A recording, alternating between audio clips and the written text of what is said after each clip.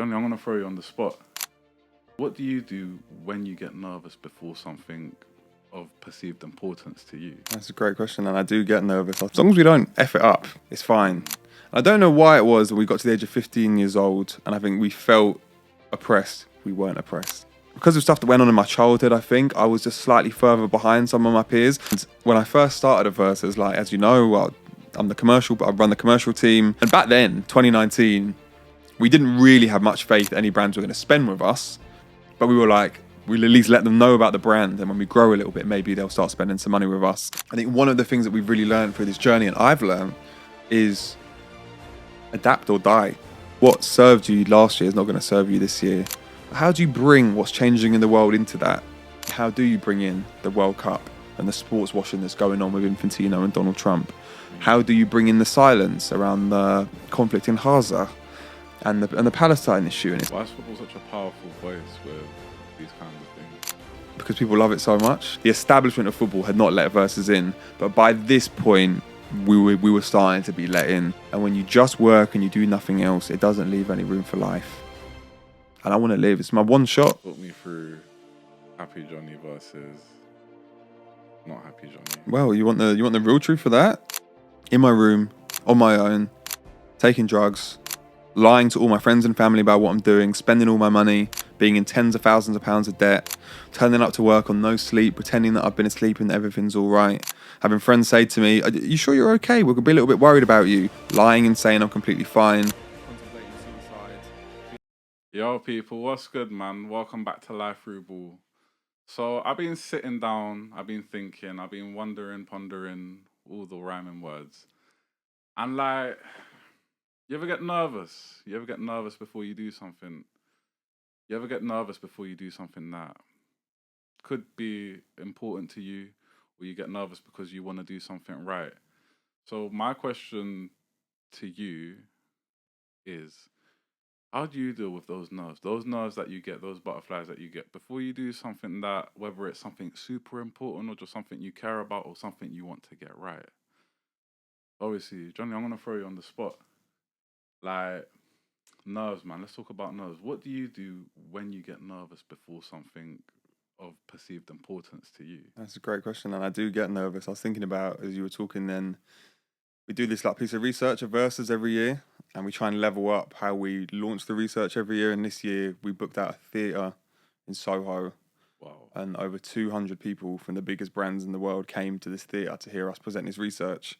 When I was standing on the side of the stage, I turned to one of the guys I run Versus with, Corey. He's the CEO, and I said to him, "I'm nervous."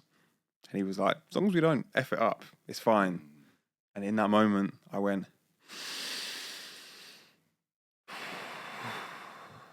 and I have to admit, I have a faith in God. I said, "God, just speak through me, help me to do my best job. Amen." That's it. Of course. Well, yeah, no, that's... What do you think those nerves mean? What would you like? How would you like personify and perceive those nerves of what comes up when something like what you're talking about you're about to do? In my experience, it's only when the thing matters to me. And I once listened to a podcast, I think it was Mel Robbins, that said that she tries to reframe any nervousness as just saying to herself, "I'm excited." And it's like a really good mental framework, I think. And I haven't quite got to the level where at the time that I'm feeling nervous, I have the confidence and the perspective in the moment to go, "I'm excited. That's what this feeling is. I'm excited." But that's what I'm working towards. I'd love to do that, because that is ultimately what it is for me. If I'm about to do something and I feel nervous, actually 9 times out of 10, it is just excitement. The other 1 out of 10, I'm scared, and I can get scared. So yeah, that's how I generally try and handle it. Well, you know what? Like, I don't think I've ever said this on camera in terms of like how I started this platform, but like it started with my dissertation. My dissertation was about anxiety in combat sport. I thought, obviously, you're nervous about losing, but you're probably going to be nervous about getting punched in the face equally. So that's why I did my dissertation on that. But I spoke to one guy. His name was Greg, and Greg was a former pro Muay Thai fighter. He was living out in LA at the time. We jumped on a Zoom call. Obviously, COVID times as well helped. And he said 2 things, and one of them resonates with what you just said. And he said like anxiety and excitement, same coin, two different sides. Mm-hmm. So there was that. And then the other thing he said, which I think might resonate with you, based on like what you were telling me anyway, was anxiety with nerves, however you wanna categorize and describe that feeling, is it's like a fire. So you're either gonna touch the fire, get burnt, and hurt yourself, or that fire is gonna keep you warm. It's gonna cook your food. It's gonna dry your clothes. It's what you make of it and how you shape it. So yeah, I thought like it kind of related to what you said a little bit, Yeah, it does. innit? I love that. But yeah, so obviously Johnny man, talk to me. Let's because that was a different way of introducing that I've done. So who are you? What do you do? What you about, man? My name's Johnny K. Great surname, by the way, man. Just It is, yeah. And it works well because obviously you might see on like social media I'm Johnny K and it's just the letter K. Yeah. But obviously if you know my real name, it's also just K, K-A-Y. My main squeeze is that I am the chief commercial officer of a football media brand called Versus. I also manage one musician, an amazing West London artist called Bowo, and I make content. Yeah, you got a lot. You do a lot, man. You do a lot, which is what's gonna make this conversation interesting. So, what I want to kind of do, yeah, is get into the foundations. So obviously, as I said off camera, like been watching your TikToks, and you had that little series, that mini series of 50 things before I finished school. Mm-hmm. So that kind of got me thinking. I was watching through like different ones and different situation. I went to the weirdest school. So it's how you know I've been watching, innit? Yep. I want to talk about first of all, like that's like I want to use that series, which is something. I mean, you're kind of finishing now, but you were Mm-hmm. doing recently. I want to use it as an opportunity to talk about Johnny as Johnny growing up. So first of all, what made you not what made you start that series, but what kind of what how do you envision like how do you see the stories as you tell them now compared to like when you experienced them? So the different things that you've talked about in your TikTok series. It's a great question. At the time, it felt like it was about taking back control, I would say. I don't know why it was that we got to the age of 15 years old and I think we felt oppressed. We weren't oppressed. And then I'll come on to that in a little bit, but I think we felt oppressed. We felt like we were living in a system where some of the boundaries should be tested.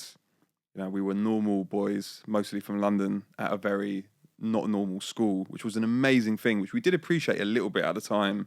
The group of us that were completing this list of 50 things to do, most of us were at this school with financial assistance, and we knew that. And we knew it was an amazing opportunity, but we felt like some of the boundaries the school put in place existed for no reason. And at the time, like I said, it felt like an act of rebellion that we would take back control and we would decide where the boundaries are and we'll decide what the rules are. And you can say we can't go out at night, but we're going to go out at night. And you can say we can't climb buildings, but we're going to climb buildings. And you can say we can't go into the underground tunnels, we're going to go into the underground tunnels. But then also some of the stuff that the school liked, like performing well for the school sports teams or doing well in a piece of work, well, we were going to do that too. It was really about taking back control. And the difference looking back now is I can see that a lot of those rules were there for a reason in a way I could not see at the time. Like, of course, 15 and 16-year-old boys should not be sneaking out in the middle of the night, trying to climb the tallest building in the school. Like, there are stories from my childhood, from kids at other schools who died trying to do stuff like that. Of course, some of these rules and these structures existed for a reason, but the biggest perspective shift more than any other is that school that we thought oppressed us was actually giving us the most amazing opportunity ever. Like for most of us, growing up in normal homes in inner city London, to have a private school that was willing by its model to pay for the majority, or in some cases, all of our education and give us an opportunity to like better ourselves. In my case, to have a education that neither of my parents got. Both my parents left secondary school with no qualifications, didn't get the chance to go to university at 18 years old. And this school was giving me that opportunity that my parents never had. And I can see that so clearly now.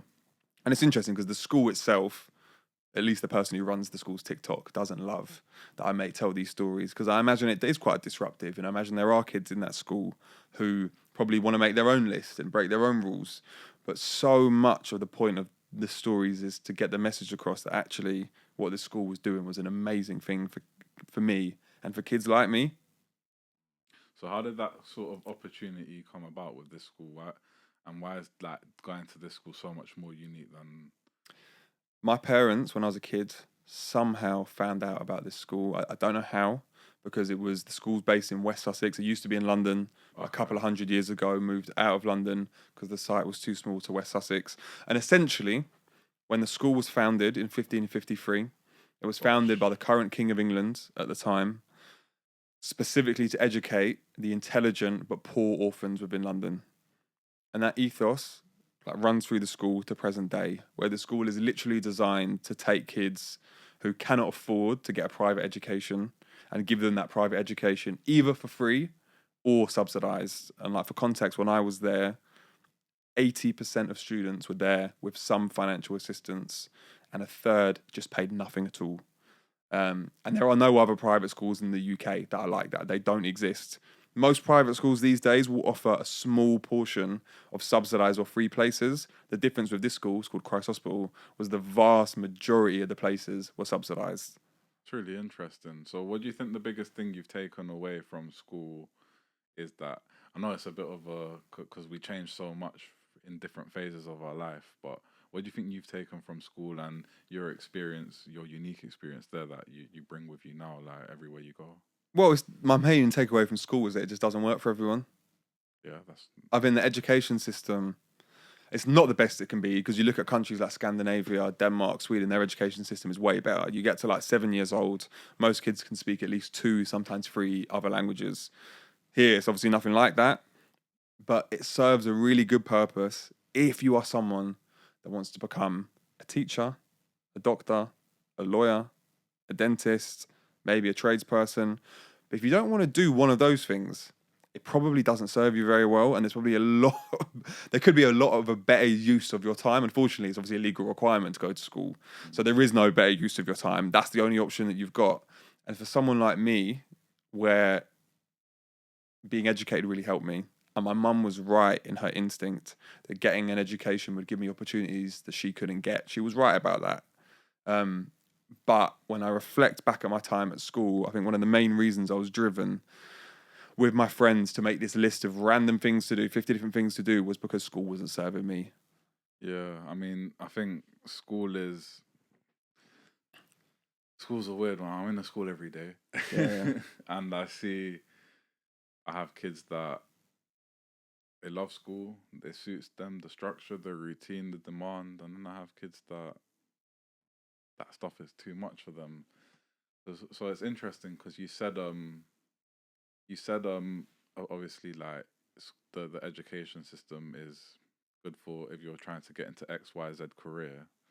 And obviously your career path is quite different from that. Mm-hmm. So do you ever feel like because of that you and school butted heads? I think so, yeah.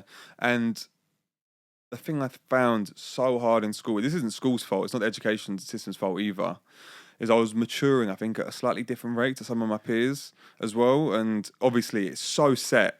You start reception at 4, you start secondary school at 11, you do your GCSEs at 16, and you leave if you do your A-levels at 18 and go to university. And I was, because of stuff that went on in my childhood, I think, I was just slightly further behind some of my peers. Further behind. Okay. Yeah. I remember really clearly when it was getting towards GCSEs, obviously I was living in school. And the way it worked at boarding school, in the evening, there'd be a set 2 hours to go and do your homework. They'd be like, right, it's prep time, go do your homework. And I knew for a fact all my friends were actually going to their rooms and working, and I couldn't do it. I knew I had to do it. I could see I had this work to do. I had it written down. I need to do these 3 things, and I just could not do it. I could not bring myself to do the work. So whereas my friends were working constantly, and most of my close friends got close to straight A stars and A's in their GCSEs, I did well. I did nowhere near that well because I did it all on no revision.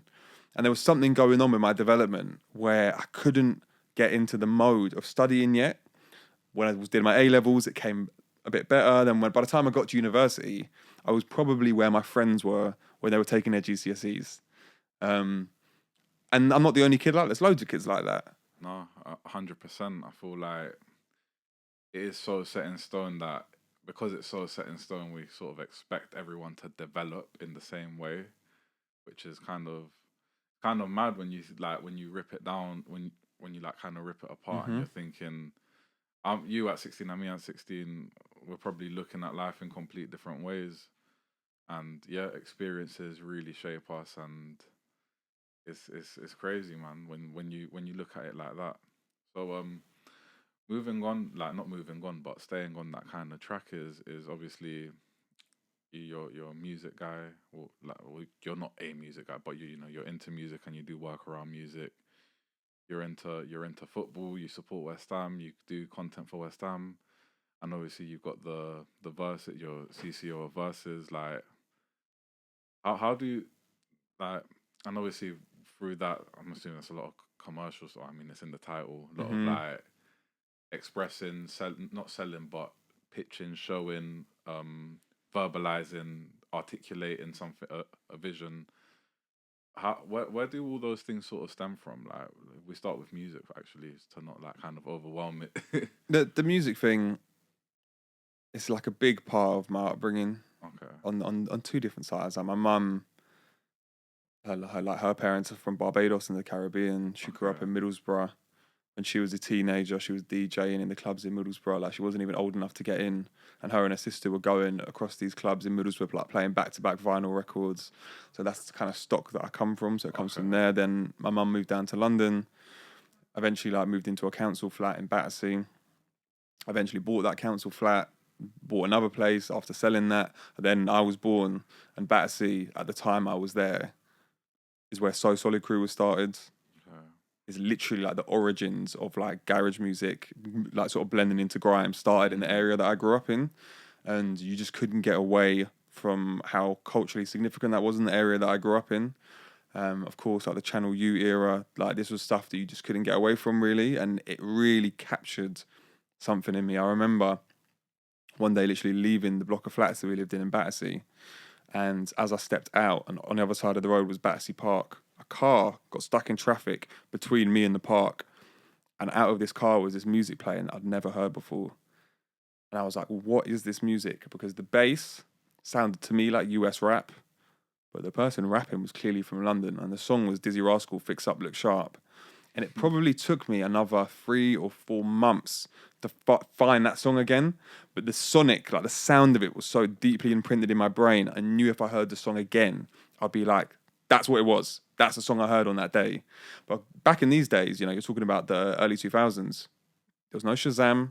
Mm. The internet did not work in a way where you could just type into AI, American sounding beat, English rapper, and don't get me wrong, I tried all this on Ask Jeeves 1,000 times trying to find out what this song. I just couldn't find out what it was.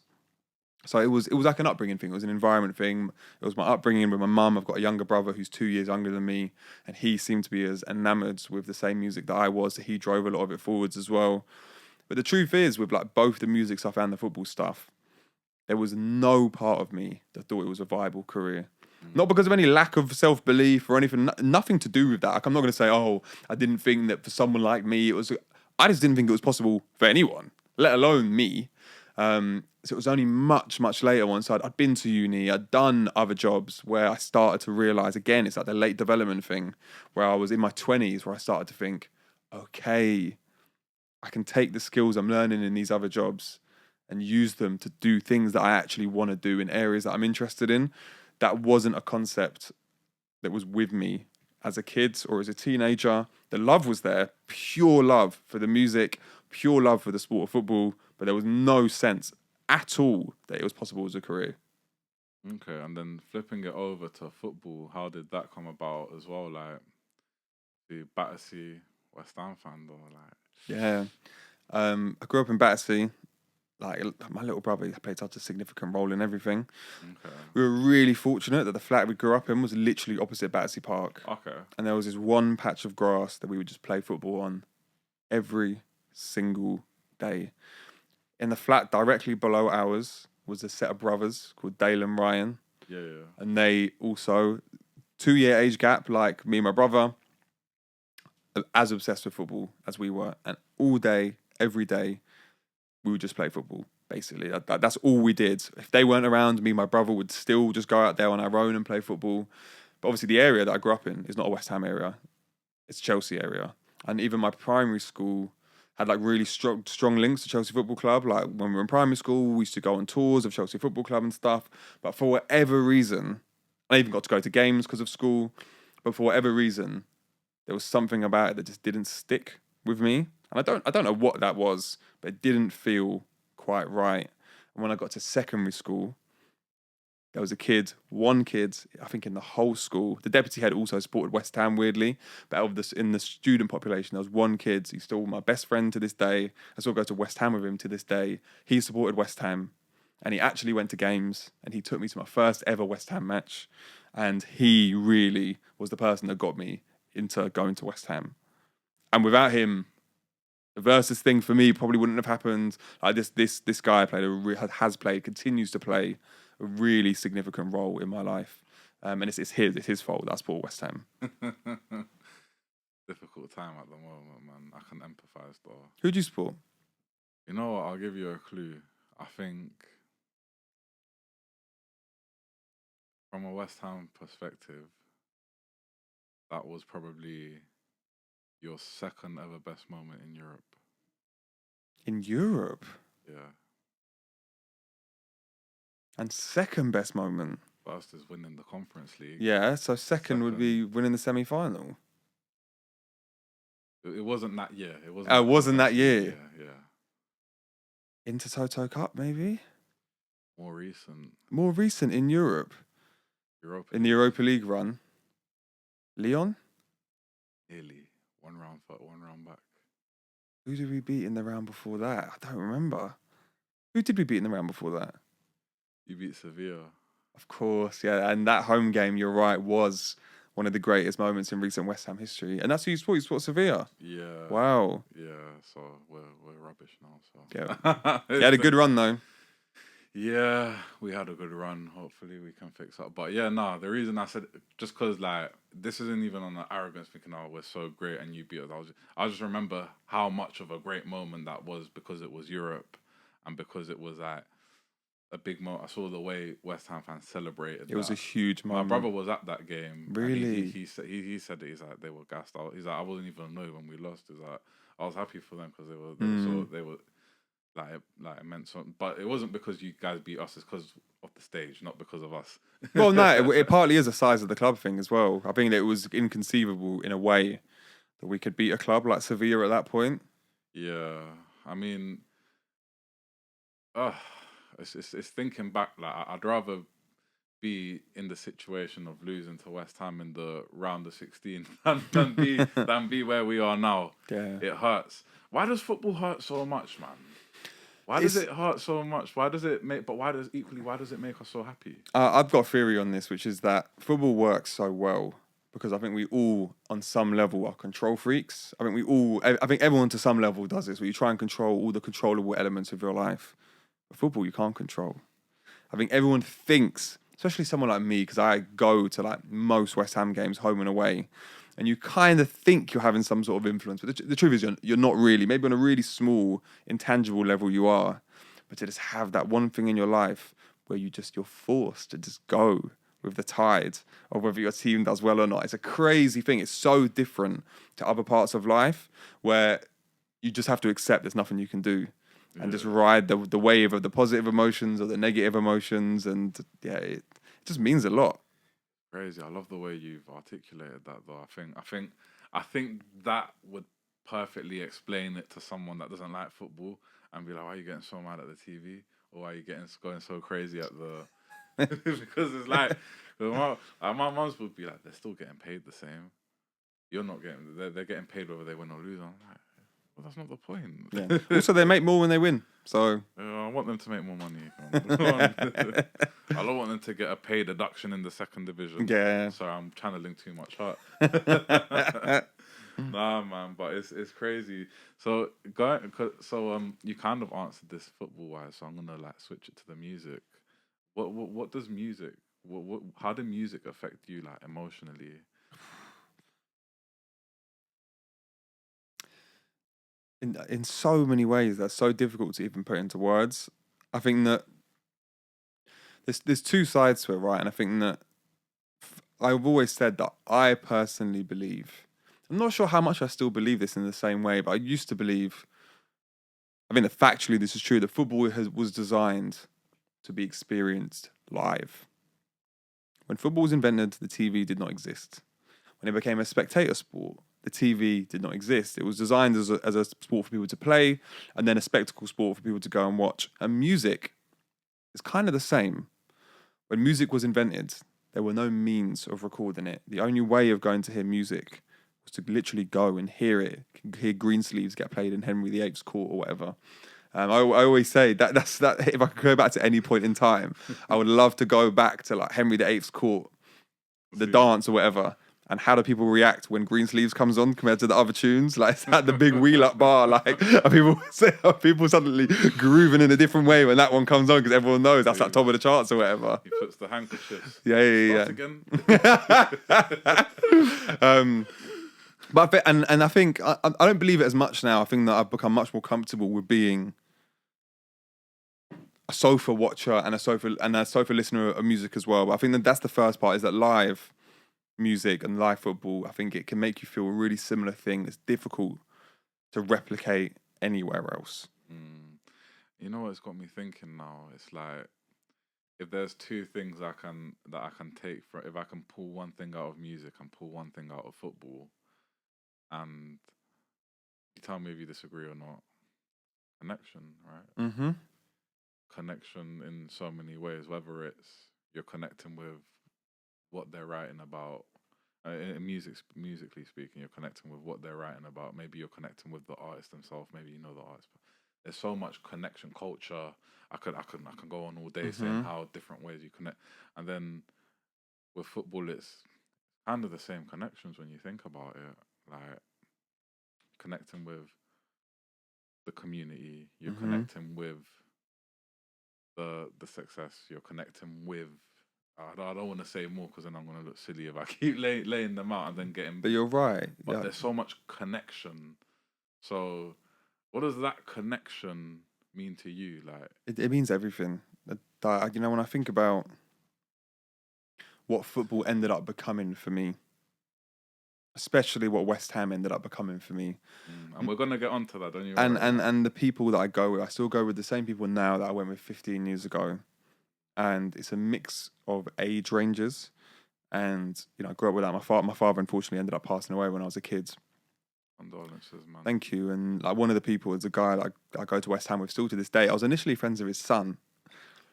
And his son got married and doesn't come as much anymore. And I've become really close with him. I'm joking. But people do end up prioritizing different stuff, and we evolve. And we evolve as human beings. That we're ever changing. You know, that classic thing. People say you changed, and I say good, because that is the whole point, in my opinion. But I've become really close with his dad, and I remember once I'd had a very attractive job offer to leave Versus and go and work somewhere else.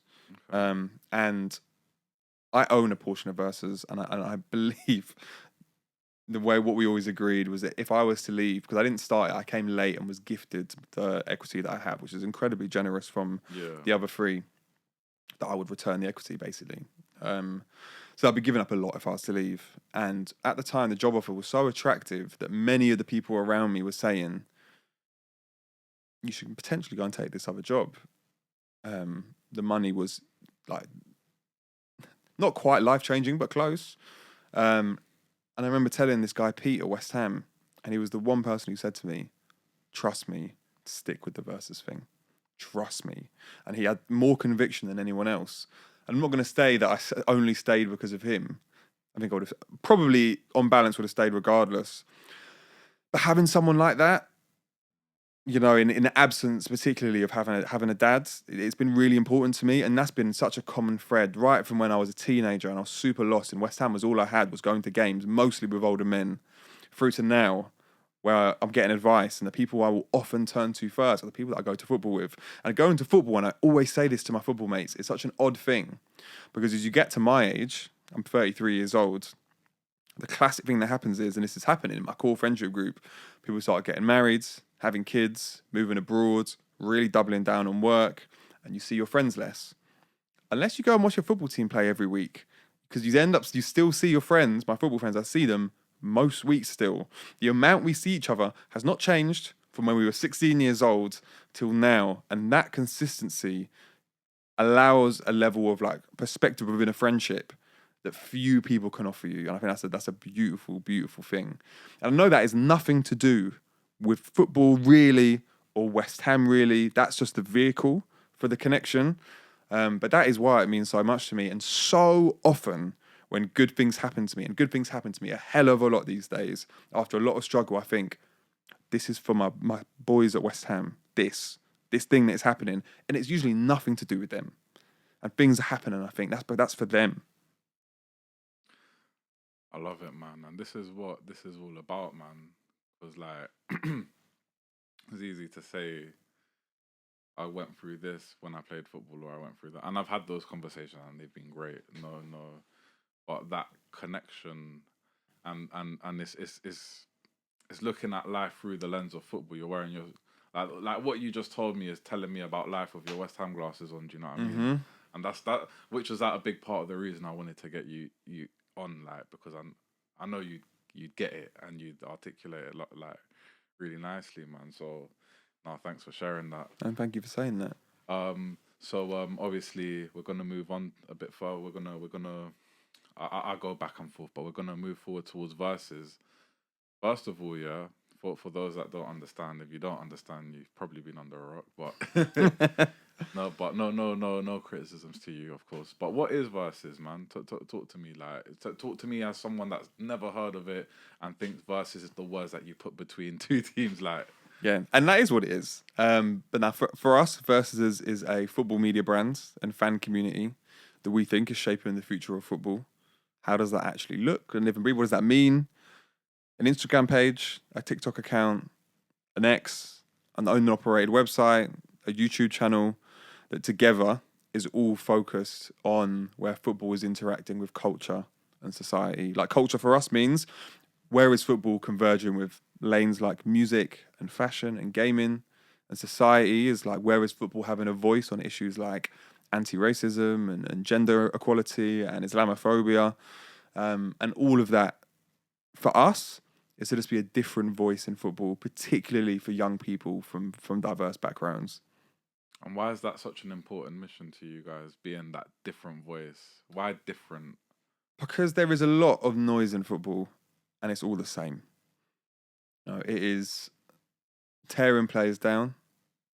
It is staying silent at the point where it'd be really important to speak up. You know, we're saying this the day after Vinicius Jr. was racially abused last night in a Champions League game, and Jose Mourinho, who to me, to be honest, is like a GOAT of football, has really sullied his name. Yeah, I liked how we handled it. No, I didn't like how we handled it. Oh, in terms of not wanting to get involved.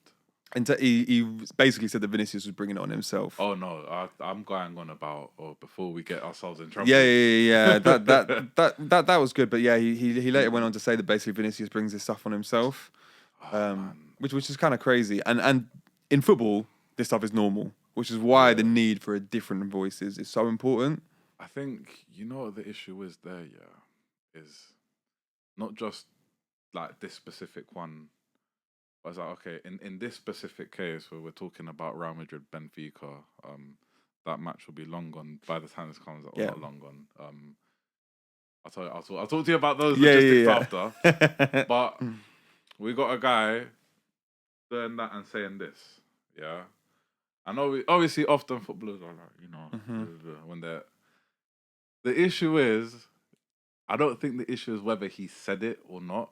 The issue is that it's an argument, and that we're arguing that it's a thing more than whether he did it or not. If he didn't do it, the issue is that we can still they're still backing for he did do it. Do you get what I'm saying? And that's where I think that the problem kind of is in terms of that. That's my opinion on it anyway. Yeah, and I hear you, and I think it's kind of crazy to me to think, because this is what is basically been levelled at Vinicius Jr.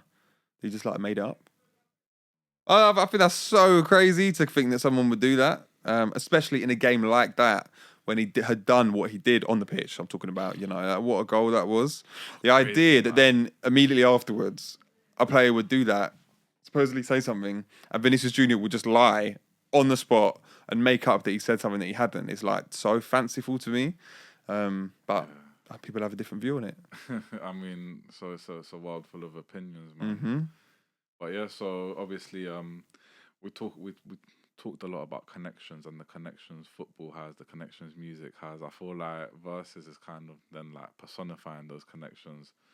So talk to me about those connections that you're trying to bring to the forefront. I think they go without saying, but I think you guys are platforming it, which is really important. Yeah, and I believe it's important as well. Like growing up, I talk about that era in Battersea, hearing Dizzy Rascal outside of my block of flats, then going over the road to play football.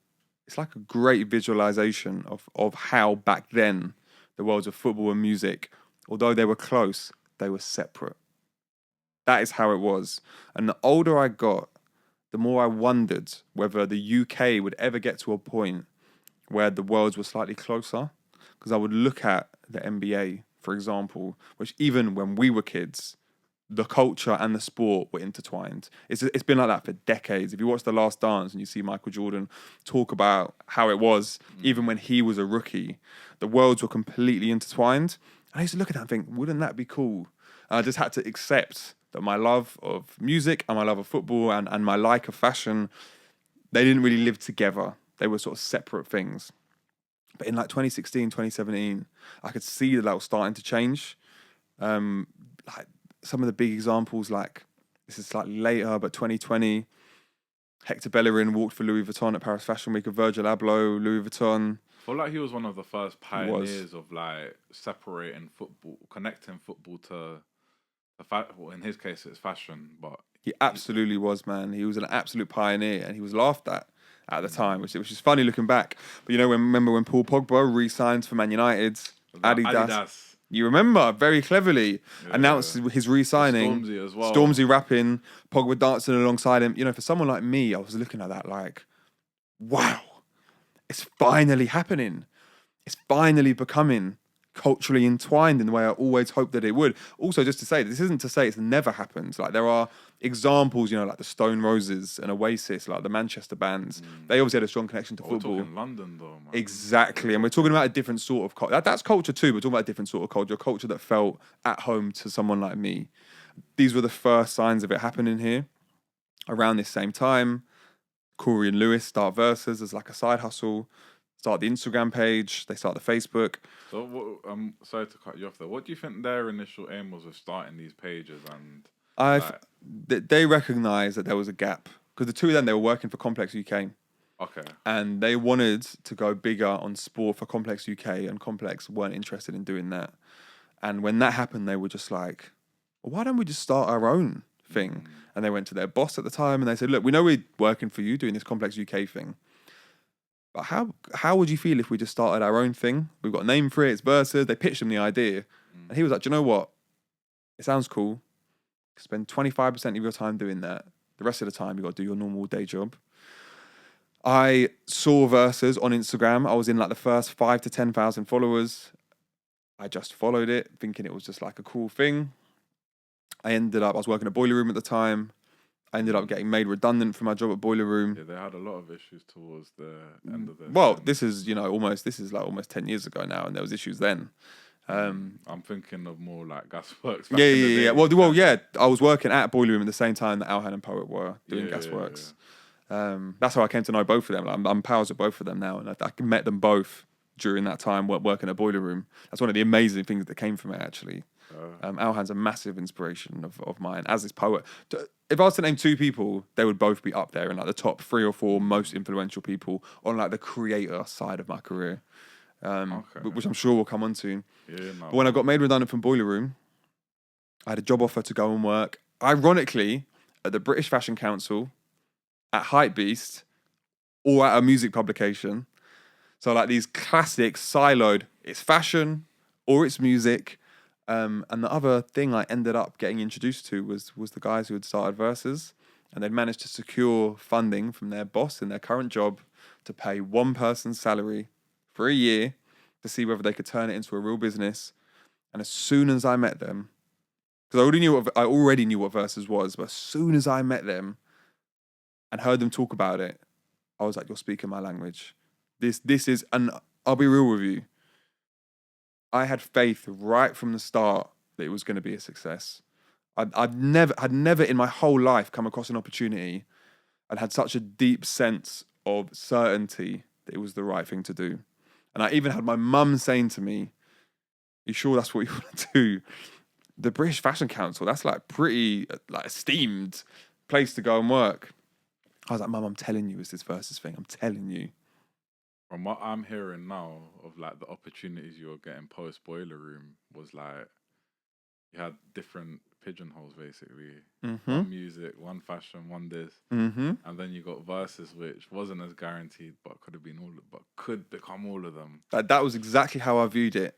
And when I first started at Versus, like as you know, I run the commercial team. I was the first commercial hire, so my job really was just going out and evangelizing our brand to other brands. And back then, 2019, we didn't really have much faith any brands were going to spend with us. But we were like, we'll at least let them know about the brand. And when we grow a little bit, maybe they'll start spending some money with us. And I remember my sell back then was, I'm the consumer. I was 26 years old. I was like, I'm the person you want to market to. And I had a job offer to go and work at Hypebeast. I had a job offer to go and work at the British Fashion Council. I had a job offer to go and work at this music publication. And I turned them all down to do this. Because I'm telling you, for youth audiences, it's not about these siloed things anymore. They are all coming together, and we're the first to spot it. And I think that was right. And I mean, even look at the Highsnobiety, the Days, the Hypebeasts. All of them are running up football now because they recognise they have to bring it into these other cultural areas to win. But Corey and Lewis, they're the two guys that started Versus. That they spotted that before anyone. You know what? I'm gonna have to go back, but for the purpose of going forward. Because we started this conversation quite deep on the education kind of upbringing, kind of well-being, whatever. I kind of want to just quickly touch on, and we've probably touched on it already, but how did you go from the person who didn't really suit school to becoming the person, and a lot can happen between childhood and adulthood, let's not act like someone in their 20s compared to someone that's worlds apart, like how did you go from the person who was kind of finding it difficult in terms of not difficult, but in terms of the the demand and the being behind others in terms of like being studious to becoming the person that's getting 3 job offers, 4 job offers for quite esteemed things and still taking the conscious decision to take something that they believed in? Work was so different for me. And the moment I ever got my first job, which was between school and university, I had a long summer holiday after leaving school and finishing my A-levels before I went and started my university course. And I had no money. So I was like, I need to go and get a job for the first time ever. And I went and got this job working in a call centre for BT. Okay. Selling BT phone, internet and TV to people that had left BT in the last year. It was a tough job. And the moment I started that, I was like, I am way more suited to this. Whatever this is, this thing where you go in and you get paid for your time. Because school's theoretical. You don't get paid. It's all on this promise of the future. And when you're young, it's so hard to comprehend that. It's like you're in year 7 and they're like, you need to work hard for the next 4 years because then when you do your GCSEs, you'll get good grades. It's like, well, why do I need to get good grades in my GCSEs?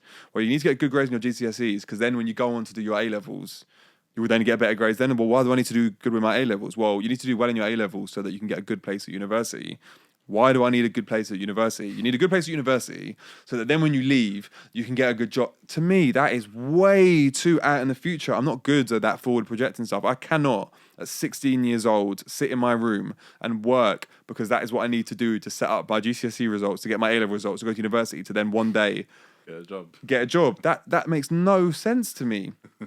Looking back, yes, okay, I can see it now. I couldn't see it at the time. I think it's reasonable when I explain it like that I couldn't see it at the time. Whereas I'm 18 years old, sitting in this call centre, and it's like, you're getting paid £6.70 an hour, And if you can sell 3 of these packages a week, you'll get paid another £3 an hour for that week. And it's like, I understand.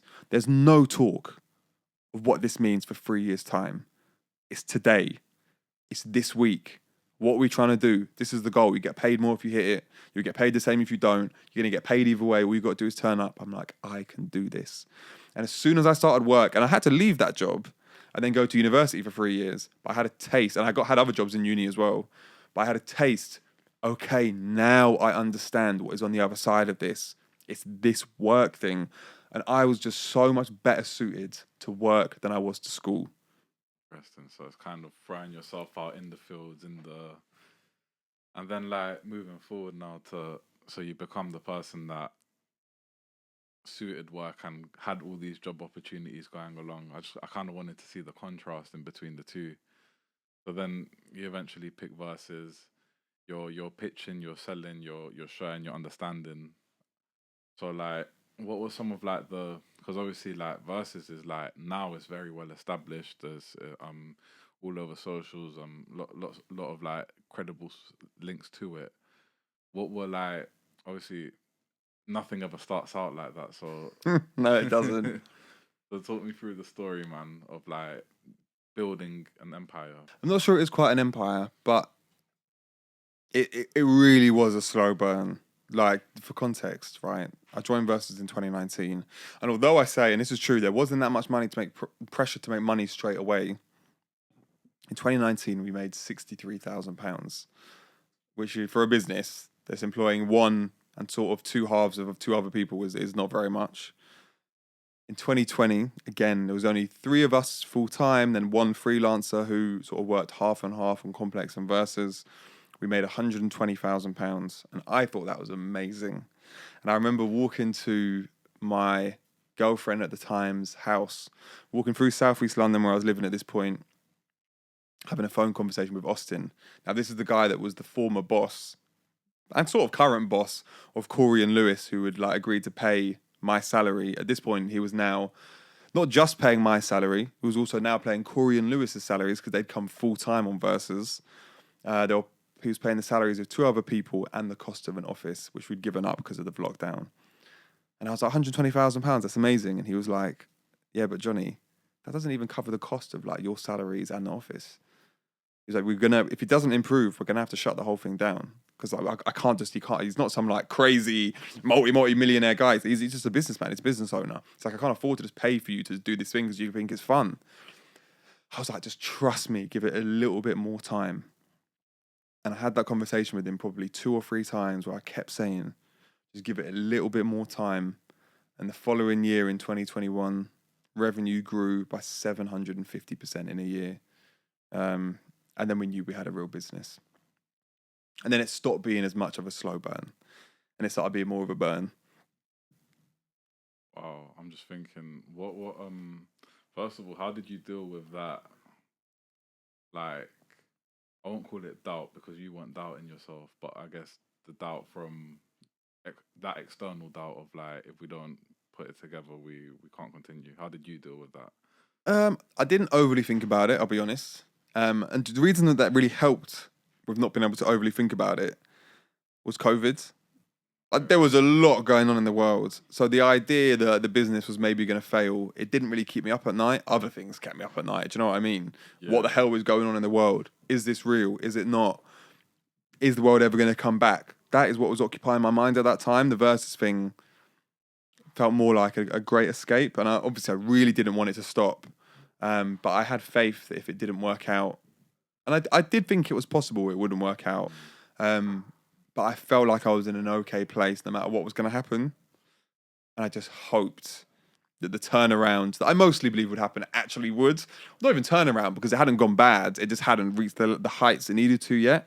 And I think that I hoped it would, but I wasn't sure whether it would or not, basically. Okay, so you just sort of got on with it kind of vibes. Interesting, man. Because then it gets me thinking, what changed to what cultivated that growth that you were kind of expecting and kind of hoping for? 2 things. Number 1 is we had built really solid foundations, and this is the role that I played, where over the course of that year and a half, I went and knocked on every brand door, every agency door, singing the song of how Versus was the future. And I knew that most people, when I said that football was about to go through a revolutionary change and become way more attuned with culture, and it was football for the first time ever was going to be cool, and we were the only people covering that at that point. Most people looked at that and were like, yeah, I can kind of see it, but I don't really get what you're saying. And I was okay with that. So that was the first part, was the foundations, that if football changed in the way that we said it was going to, we'd put in the groundwork, basically. And no one else was putting in that groundwork at that point. The other thing that was so significant is we realized that as a brand, for us personally, it wasn't this new football movement wasn't just about football and culture, that we could see that there was a shift happening with how football was starting to speak on issues. And this was particularly player driven. Like, we already talked about Hector Bellerin, but when he was still at Arsenal, he started planting trees every time Arsenal won a game. You had Raheem Sterling single-handedly taking on the British media around racism and around his coverage in particular. Like, you remember the gun tattoo, or you remember there was an example of where he bought a house for his mum and it was covered in a certain way. And then Phil Foden, as a very young player, had also just done the exact same thing. And the side-by-side coverage was so different. And we was looking at that thinking, there is something changing here with how footballers are taking on the media, about how the media continues really to just be embedded with racism in their coverage. You just got me. You just triggered something. You remember when Foden bought his mum a house and he was getting all the praise, and there was a Man City player who wasn't in the first team. He bought his mum a house when he was getting criticised because he weren't getting game time, yet he still managed to buy his mum a house. Yep, that double standards kind of huge double standards, right? And I remember at the end of 2019, December 2019, sitting in our little office, me, Corey, and Lewis, and saying, there is more to tell here around football and society, but we couldn't quite work out exactly what the lane was. We were like, this should be an important part of our brand, but how exactly we bring that into like day-to-day content? Because these things weren't happening every day. They were having flash moments where we'd be the first on it. We would like speak really candidly and forthrightly on issues when they happened, but these weren't everyday occurrences. So it was a bit like, how do we bring this into our day-to-day coverage? 2020 comes, and you had the murder of George Floyd, which sparks the biggest global civil rights movement of all time. And to begin with, football was silent. We were like, here is our lane. And I remember I wrote a piece on the experience of going to football matches as like a black or mixed race fan. At that time, there was not even a single in the UK modern account of what it was like to go to football matches as a non-white person. That didn't exist. Can you believe that? That was not a lens people had put on yet. Football and going to football matches. This is how backwards even still we were when it came to football, especially match-going culture in 2020. And I wrote a piece and it got shared everywhere. 3 days later, The Athletic basically just copied the same piece and write it. That didn't annoy us. That was evidence that we were doing the right thing. And for the next 3 months, I would say we were the most aggressive voice on the relationship between Black Lives Matter and football that existed. And once that became a thing, we were like, we had the proof point where we were like, we can now use this as a platform to speak on other issues. So then things started coming up around gender equality and women's football, and we were covering women's football before anyone else was. Then things would come up. It's in fashion now, or I don't want to say in fashion. That it's there to stay. Well, it's becoming popular now. This is well before this, and that's Amy, who's now our editor-in-chief, who was like a real driving force in that. And when things around football and sustainability came up, and suddenly we were like, we have a lane here that no one else is even touching. And still at this point, interestingly, no one was touching for the football and culture stuff either. But it really felt like we were starting to build a well-rounded brand that was like football and culture and football and society. And that's what Versus is. And the following year, when 2021 came around and COVID started to ease, the brands had sat up. And I remember we did the biggest project at the time in the company history was with Nike. And when we were speaking to our contact at Nike who signed off the project, she said to us, we have to work with you because you are the only football media brand that has a voice. and we were like, okay, we're onto something now. I feel like circumstances. Obviously, correct me if I'm wrong in it. Like circumstances evolved the vision and the why of verses. Like because it went from storytelling with not storytelling. Like it went from storytelling and culture and things like and connecting cultures to an even bigger message than that. That's right. That's exactly right. And I think one of the things that we've really learned through this journey, and I've learned, is adapt or die. What served you last year is not going to serve you this year. But I think the hardest thing to do, which we've been able to do, and again, I only play a very small part in this, is taking the external circumstances of what's going on in the world, and then putting them through the lens of what your brand is. So the essence of the brand remains the same, but how do you bring what's changing in the world into that? And then that's a difficult thing to do. And I credit Corey and Lewis, both of them, really more than anyone else. And these days, Amy, we've been able to do that. I play a lesser role in that. I played a big role back then, particularly with the football and race stuff. But these days, their ability to bring in, well, actually, how do you bring in the World Cup and the sports washing that's going on with Infantino and Donald Trump? How do you bring in the silence around the conflict in Gaza and the Palestine issue? And it's like, the ability constantly to bring these things in alongside football clubs becoming lifestyle brands, how football is actually becoming a really positive space when you compare it to the Islamophobia that's happening in the rest of the UK. Football is actually doing a lot to make Muslims feel more included. It's constant. Things go on in the world, and their ability to then bring it into the versus universe and have a viewpoint on it I think is amazing. Why is football such a powerful voice with these kind of things? Because people love it so much. I think that's in simple terms, and it's wide reaching, and it's global, and it's simple as well. Football is a simple sport. 2 sets of 11 people trying to kick the ball into the opposition net. At its heart, it's really simple. But I think that when it matters that much, it has a draw for people that very, very few other things do. And because of that, it becomes such a powerful vehicle to make change. And I know some people don't like that. And, the people that always say keep politics out of football, I hope they recognise that it's not possible to even say that anymore when you literally have... Politics is embedded in football, man. But to the point now where the leader of the free world in Donald Trump is being handed a peace prize by the president of FIFA, the global governing body of football, it is over. Your ability to even try and say that they shouldn't be connected is done. It's finished. And I never respected anyone that said that in the first place, but now it's just outright stupid. And I'll rarely say that about someone's opinion, but the facts are so clear to see when it comes to that issue in particular. You know what it is, yeah. In in Spain, I'm not gonna speak too hard on this because I'm sure there's more context to it that I don't know of, and I don't want to go off like an expert. But it's like in Spain, you've got your ultras groups, and I'm pretty sure it's similar in Italy as well. But you got your ultras group, and then it's like you got the Sevilla ultras, for example. They're more left wing, and their beliefs are left wing. And then you got, I don't know, for example, the Atletico ultras are more right wing. I could be getting the wings wrong. Yeah, like, of course. My point stands. Lazio, fascists, Roma, whatever.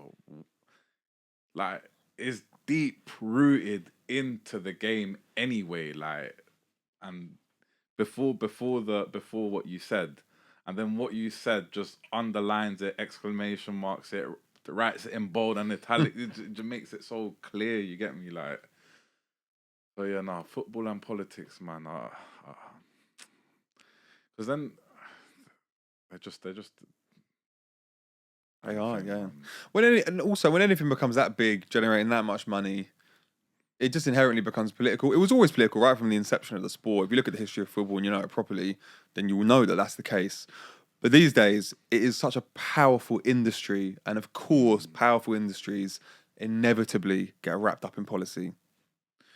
So obviously, like, we'll talk about West Ham in a little bit, but actually no, we'll talk about West Ham now because I was gonna ask a question that I thought would have made sense before, but I feel like West Ham will add even greater context because you're working in football in one way with versus, or no, multiple ways, but you're working in football in terms of the culture, in terms of the voice, in terms of loads of different things. You're working like this big versus kind of bubble, like it's more than, but you get what I'm trying to Nah, say. you're right. What you're saying is true.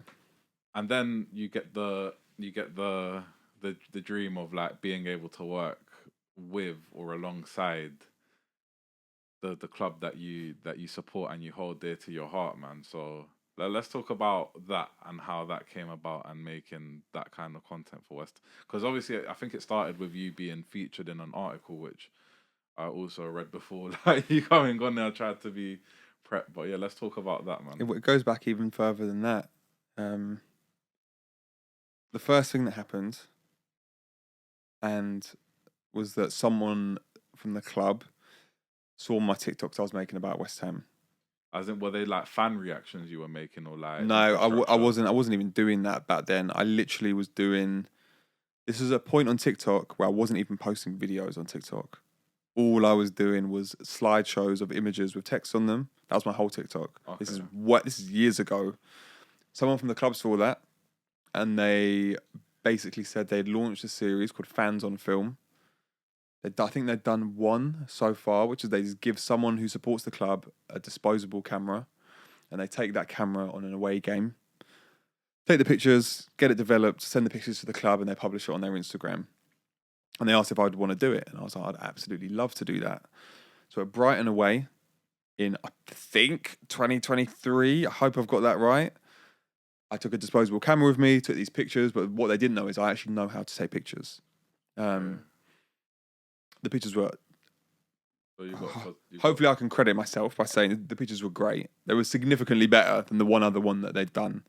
But the idea was the camera got given to a different fan every away game. So I had my go. About 4 months later, the same person at the club came back to me and was like, "Look, we tried it with 4 or 5 other fans, and the quality of the pictures just isn't as good. They just don't know how to take pictures. It turns out you can't just give anyone a disposable camera. And if you've ever had a disposable camera, it does take a lot of practice to be able to actually take good photos with them. I couldn't do it straight away. They all just come back with bad lighting, really blurry. And that's kind of what the other pictures were like. And they were like, how would you feel about just doing it at every away game? Going to every single away game and taking pictures on a disposable camera for every game? And I was like, it would be an honor. So I started doing that. I said to them, is it cool if I also cross-post the pictures on my own social channels? They were like, yes. And that was my first little bit of second little bit of proper growth on TikTok, was because I would post these fans on film, disposable camera pictures that I was taking away games of West Ham. And for the rest of that season, whatever season that was, the 22-23 season maybe, I went to every remaining away game, took pictures at every game, posted them both on my Instagram and on my TikTok, and got a little bit of a buzz from that. Oh, there's this guy who takes cool pictures at West Ham. So that was amazing. That was step one. The next bit that happened was the bit you're talking about, which was that Black History Month was coming up. This is the following season. And by this time, I've got a friend, Liam, who I know from when he used to work at Adidas. He's now working at West Ham in like a senior marketing role. And he's like, for Black History Month, we're profiling like a very select group of fans, and we would love for you to be one of them. I think this is the thing that happened next. I might be getting the order wrong, actually. But that happened as a result of another thing of what you talked about. It did. Partly. But before that, something even better than that happened, actually, which is that this is the craziest one, and this was the one that I will never forget. Same guy, Liam, messages me on a Friday night, being like, the club are making a sign-in tomorrow. Can't tell you who. It's a great sign-in. Do you know any West Ham presenters that can come and do the intro interview? And I was like, absolutely. And I sent him a list of 5 people that did not include myself on it. He was like, thank you. He messages me back probably 30 minutes later. Would you do it? I was like, I'd love to do it.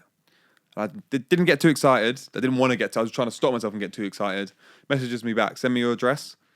Sent him my address. He's like, a car will be picking you up at 8 a.m. tomorrow. Next day, a car picked me up, drove me to the West Ham training ground. When I get there, there's like a West Ham training tracksuit lined up for me. I put it on. Truth be told, we ended up not doing it on that day because they didn't finish the contract negotiations. But on Monday, I go back to the training ground and I introduced Crescencio Somerville to West Ham on camera for the West Ham YouTube channel. I'm there all day. Guido Rodriguez and Nicholas Fulkrug are also signing for West Ham on the same day, so I get to meet them as well on their first day in the new club. And then that goes out on YouTube probably like a day later, and that was like one of the craziest things that had ever happened to me.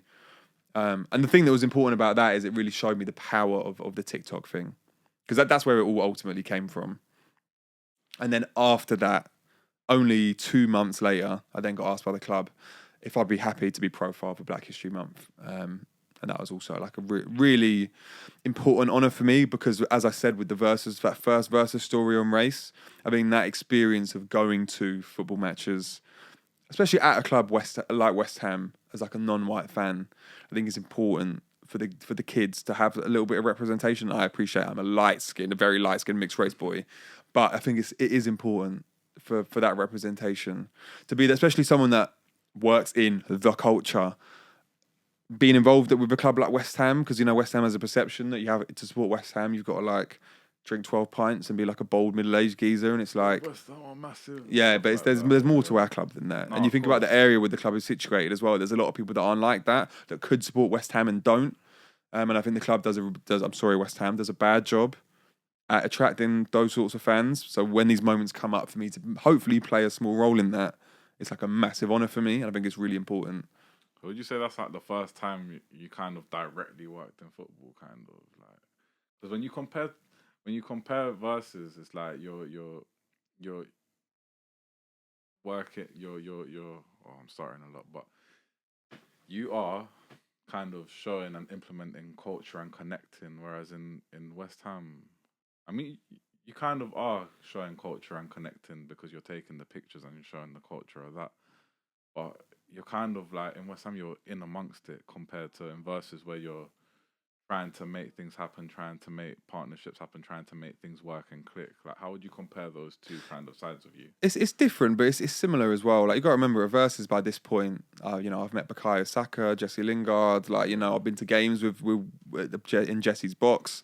Like, I'm integrated in football. We've done partnerships with the FA. I'd been to games at Wembley. So Like, you're deep met the embedded, Lionesses. yeah. Like, we were deep. By this point, we're deep embedded in football. Earlier on, it was way more like what you're saying, where we were on the periphery of football. The establishment of football had not let Versus in, but by this point, we were starting to be let in. So although yes, it was like it's more embedded in like core match day culture, like meeting Somerville was an incredible privilege. It wasn't like the craziest thing in the world to me, because like by this point through Versus we'd been meeting players and we've been doing work with like the football establishment. So that I think the Versus era of it feeling like we were on the periphery had come to an end by that point. So do you feel like being in football, being in and around, do you think that's kind of like changed, or has it changed your relationship with the game? Yes, and yeah, it has, and it's interesting. For a while, it made me fall out of love with it. I think I was so close to it that for a bit I felt a bit distanced from the game. That's partly also because of West Ham. But then, as Versus was becoming more successful, and it was a weird period because Versus was having such a breakthrough, and it really coincided, of course, with West Ham having such like an incredible few years. Like, we were playing European football for 3 seasons in a row. The second of those 3 seasons, we ended up winning a trophy. Alongside that, Versus is growing to be bigger and bigger. We're making more and more money. We're having more and more followers. It's becoming more and more of an impactful brand that people recognise. And I fell so in love with the sport again. And that hasn't left me, I'll be real, since then. Let's talk about the falling out of love. What kind of ended up? How did that go about, and how impactful was falling out of love with something that you love so much? It wasn't that impactful because it was only a slight thing. Like, because I am one of those people, and I think the people who watch my TikToks and people that know me, it's obvious to see this. My love of football is in like the top 0.001% of people. Like, not only do I go to all the games home and away, not only do I go and watch England play in finals abroad when they get there and pay my own money, thousands of pounds to go and watch it, but I also work in football. You can't really get much more embedded than I am. But there was just a small period of maybe a year or so where I just took 2 steps back from that and just didn't go. I wasn't going to West Ham games Okay. quite as much. And do you know what it was actually? COVID. That's what it was. It was COVID, and I think it really showed how important that ability to go to games is for me. That is where ultimately my personal love of football comes from, is the match going experience. And when I'm going to games, I can enjoy the sport as a whole. And when I'm not going to games, which I wasn't able to do in that period, my love naturally falls away a little bit. So what do you lose when like your passion like becomes your job? It is a decision. And I am big, as people may know, on like trying to encourage the people it's right for to follow their passions.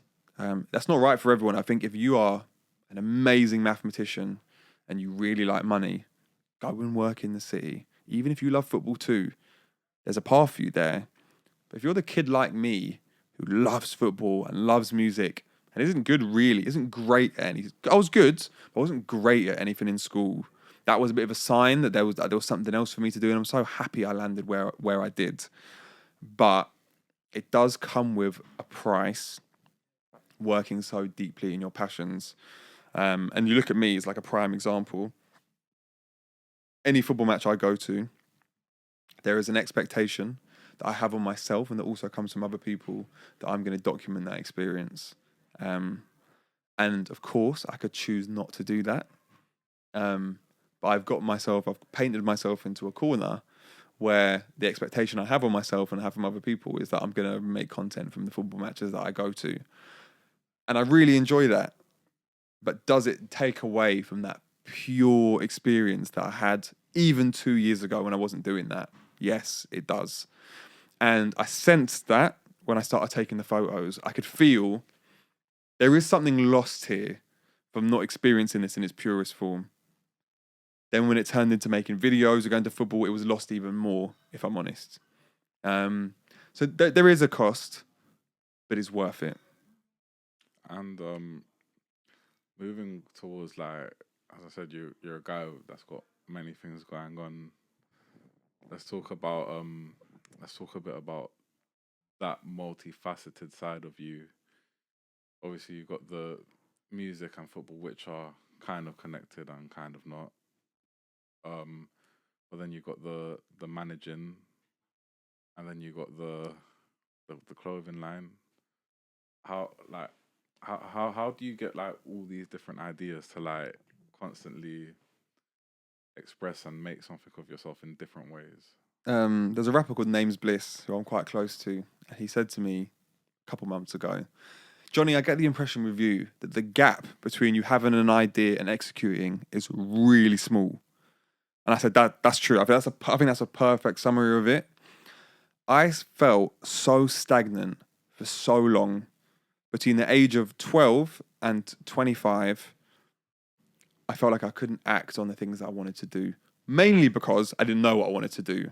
And I felt stuck in this state of like, what am I meant to be doing? I don't think it's what I'm doing right now. I don't think it's these weird work I've got to do in school. Then I was in uni and I enjoyed uni. Don't get me wrong. I did English. It was my favorite subject and I enjoyed it, but it still didn't feel quite right. Then I was working in recruitment. Then I was working at The Guardian. Then I was working at some marketing consultancy. And all through these times, I'm thinking, doesn't feel quite right. And then eventually I found my agency. And now there is a little bit of making up for lost time. Where if I think of an idea, I did the experience of having ideas and doing nothing about it for a long time. I don't do that anymore. If I have an idea and it sits in my brain, I'll go and execute it. And the truth is now, I'm trying to do less. And this year, I promise you, when this comes out, if you follow me, you will see me do less. Overall, you will not see me this year. By the end of this year, I will not be doing versus managing an artist, a clothing brand, and making content all together. You just won't. Why is it important for you to do less? Because I need to actually live. And I think that and all of that is work, it all generates money. And when you just work and you do nothing else, it doesn't leave any room for life. And I want to live. It's my one shot. It's all of it. I want the only shot. And it was a means to an end. I have done a period of a few years where I sacrificed almost everything to just give myself that kickstart that I needed, that a lot of people do when they're a little bit younger. I started a little bit later, but everyone has to do it at some point. If you have goals like I have, but I don't want to get stuck only working from now till the day I die and doing nothing else. And the thing I learned more than anything in this period of the last like 2 or 3 years where things started to go well for me is the time I feel happiest is when I am with my friends and not doing work. I enjoy working too, and I like making money, and I like the success. And don't get me wrong, I like the notoriety. It's why I make content. Anyone who makes content should like it. Otherwise, don't do it. That's why we're here now. That's why we're here now. But I am not the happiest when I'm doing those things. I'm the happiest when I'm away with no phones out, no one's taking pictures or videos with my friends. So what I'm thinking is, talk me through happy Johnny versus not happy Johnny. Well, you want the real truth for that? Please, man. Unhappy Johnny, in my room, on my own, taking drugs, lying to all my friends and family about what I'm doing, spending all my money, being in tens of thousands of pounds of debt, turning up to work on no sleep, pretending that I've been asleep and everything's all right. Having friends say to me, "Are you sure you're okay? We're going to be a little bit worried about you." Lying and saying I'm completely fine, contemplating suicides, feeling stuck, having really big plans and not being able to act on them. Knowing that there's a better life there for me somewhere, but having no idea how to grasp onto it. How do you navigate through that period? You don't. You just survive. That's my experience. And hope that I got a window of opportunity to turn things around. And I did. I was God-given, in my opinion. Talk to me about that. The opportunity. The window of opportunity. Yeah. I've had more than one, is what I'll say. Some people only get one.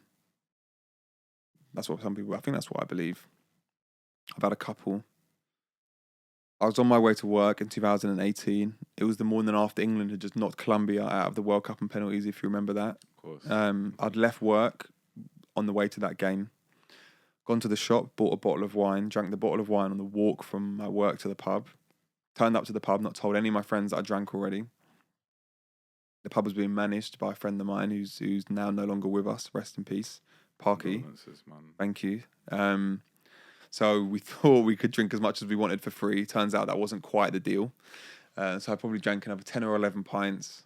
Ended up having a blazing row with one of my best friends who's actually staying in my flat right now, Lewis, screaming at him in London Bridge Station that it was all his fault that I couldn't speak about my emotions. It's the biggest projection ever. That had nothing to do with him, but I don't know why I was projecting that into him. And then the following day was on my way to work. And I remember living with my stepdad, who's also no longer with us. God rest his soul. Condolences. Thank you. And looking at my online banking, I had £7 in my bank account. I'd already maxed out all the payday loans I could get. I'd maxed out credit cards. I was at the end of the road. I had no means of getting any more money. The previous night, I had this massive row with Lewis. I'd already had an attempt at my own life, was saved by a girl that I worked with, was on my way to work. I rode a few stops and I got off the tube, whatever station it was. It happened to be Euston Square, and was like, I cannot live like this anymore. What am I doing? And I called my little brother and I just said to him, I can't live like this anymore. And he said, where are you? I said, I'm in Euston Square. And do you know what he said? So am I. I said, what? He said, tell me exactly where you were. He was with me a minute later. And I remember when he turned up, his eyes were all bloodshot red. And I remember being so confused and thinking, that can't be from him crying. But it's still the morning, so he can't have been smoking weed. He doesn't smoke weed. He doesn't smoke weed anymore, just to clarify. But that is what I thought at the time. I thought, he can't have been smoking weed. It's like 9 a.m. And then I remember looking at the time and it was like 10:30 a.m. I was an hour and a half late for work and I hadn't even realised. And then he came and then I called my mum. And she just said, what do you want to do? And I just said, I need help. And that was the first time I ever sought help. And things got better. But then later things got worse again. And then eventually things got so bad, basically the same thing happened all over again. Where it got so bad, I just once again at a later date, years later, reached a point where I said again, I can't live like this anymore. I need help. And from there things have been way more stable. And thank God. It's been years now of things being generally quite a lot better. Thank you for sharing, man. I really appreciate the openness about it. And you know what? I think you're not as alone as you think in that cycle of it getting better than getting worse and getting better than getting worse before it starts to get better again. Mm-hmm. Like, 'cause I can relate to that in a different way, in a different shape, in a different form, but definitely into the on your knees to walk into on your knees to crawl into on your knees. Like it's a part of the process, man. It is, unfortunately. And that's kind of why I shared it, because I think that from the outside, people could have quite a linear view of how things have gone for me, which I hope as more time passes, it will become more linear. And the period of a few years ago up until not that long ago will look like a bit of a mess. And it will look like actually from that point, I was able to grow into something a lot more stable. And I have faith that is what will happen. But really, my truth right now, I'm sort of just out a bit that happens to be a little bit more of an upward curve. But the rest is just up, down, up, down, up, down, up, down. That's been my reality for most of my life. I mean, like it's not. It gets better and it's all good. It gets better, then it gets worse. But because it was worse before, you know how to handle it better. So maybe maybe it's not as bad. But then if it is worse, then you get out of it and you find a new way to handle a new thing, and that could either be better or worse. But it's just constantly. I feel like everyone's sort of thinking it's like when it's like, do you know what I mean? Yeah. Oh, all your listeners will be so confused. But I was waving my hand about to reflect linear and not and whatnot. But yeah, nah, man, it's crazy. Ooh, gotta take a second, man. But yeah, nah, it's. Talk to me then, because we said unhappy. That was unhappy, Johnny. Let's go to contrast it to happy, Johnny. Yeah. Not overworking,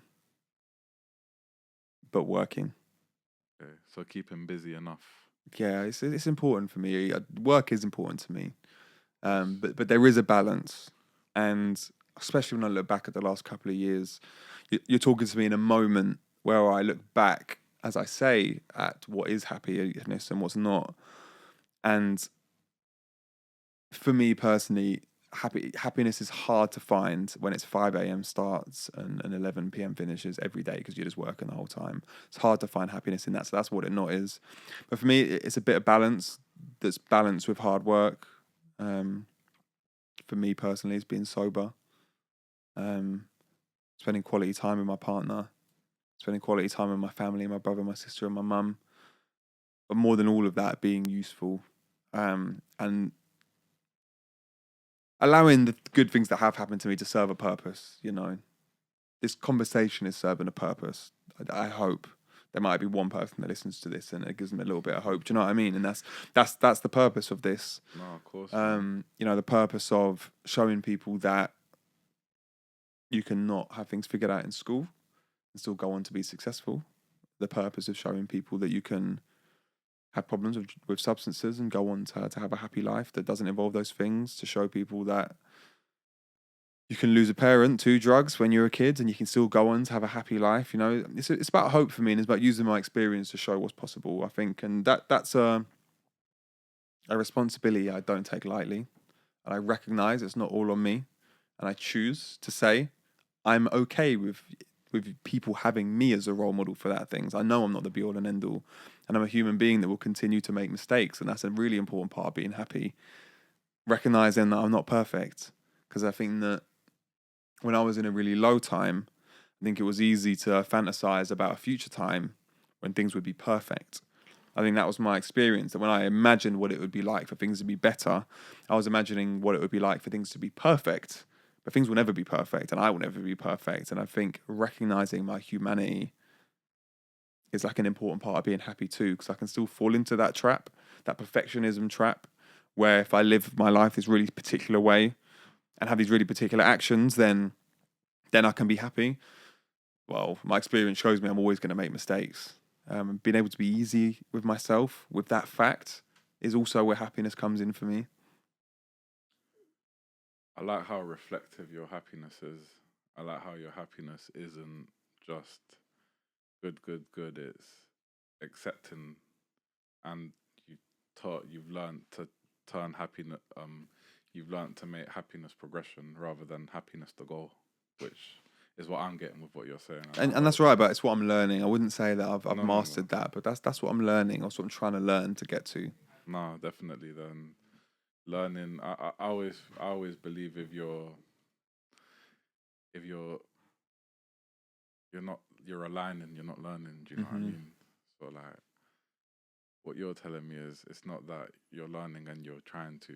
You are doing it just in more ways than you think you are. Do you know what I mean? That's how I perceive the world, though, innit? So Yeah, I hear you. like, but nah, man, it's crazy. But as we good crazy by the way, Don't worry.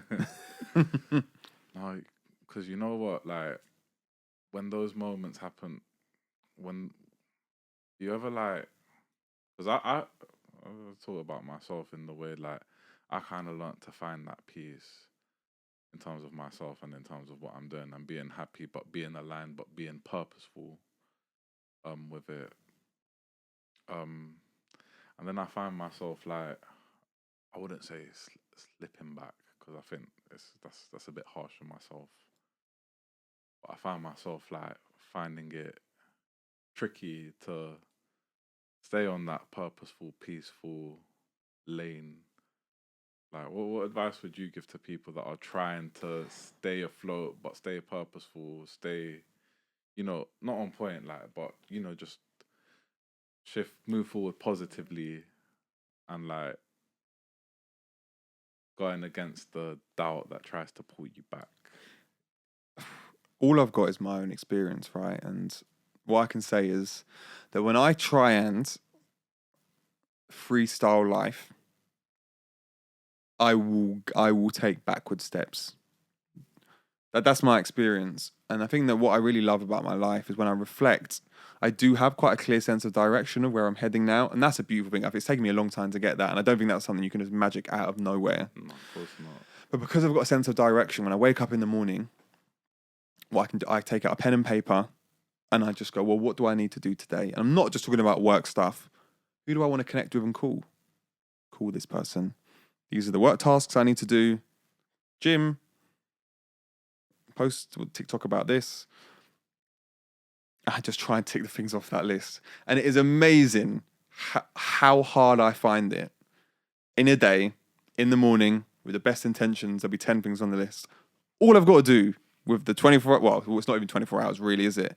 All I've got to do with the 12-ish hours I've got that I'm doing stuff is tick these 10 things off the list. But every day, things come in to take me off track. But having the list for me is so important because if I don't have a sense of what it is I'm trying to achieve, by nature, I will just go backwards. So that's the biggest tip I can personally give is that like planning and preparation. And for me, unfortunately, the way that I am designed, that goes for everything. If I don't at the start of the day look at my lunch break and go, where am I going to go for lunch? What am I going to actually buy? What am I going to eat? I will go to McDonald's or I will go and just buy 5 cookies from M&S and eat it. Like if I just allow myself to drift into that sort of autopilot, my personal autopilot does not want good things for me. Unfortunately, Convenient things, right? convenient, and the reward system as well just wants to be blasting off those dopamine receptors in the easiest way it can. It doesn't care about delayed gratification. It wants immediate gratification. That's just the way I'm built. It's why I love drugs. It's why I love alcohol. It's why I love cigarettes. It's why I love lots of other things that I'm not going to say.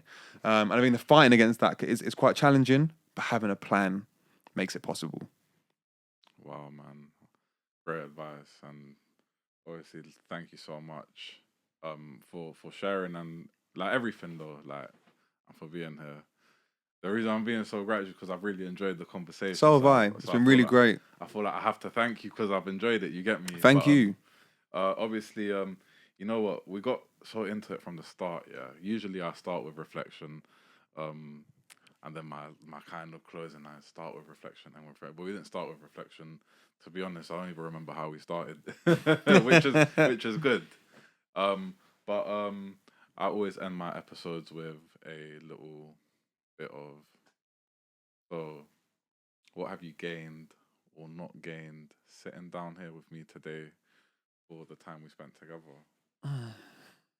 And like, feel free to say nothing if it's nothing. Don't feel like I'm not here fishing for anything in it. Say what is genuinely in your own head and what you believe. I think a bit of additional perspective. I think it's so rare to be asked, what does unhappy Johnny look like and what does happy Johnny look like? It's an amazing question. A lot of your questions were really, really thought-provoking. Also, like the fact that when I asked you for water, like you revealed that you're fasting for Ramadan. I mean, like, in future, I'm gonna make sure I have water for my guests. Like no, but that really touched me. And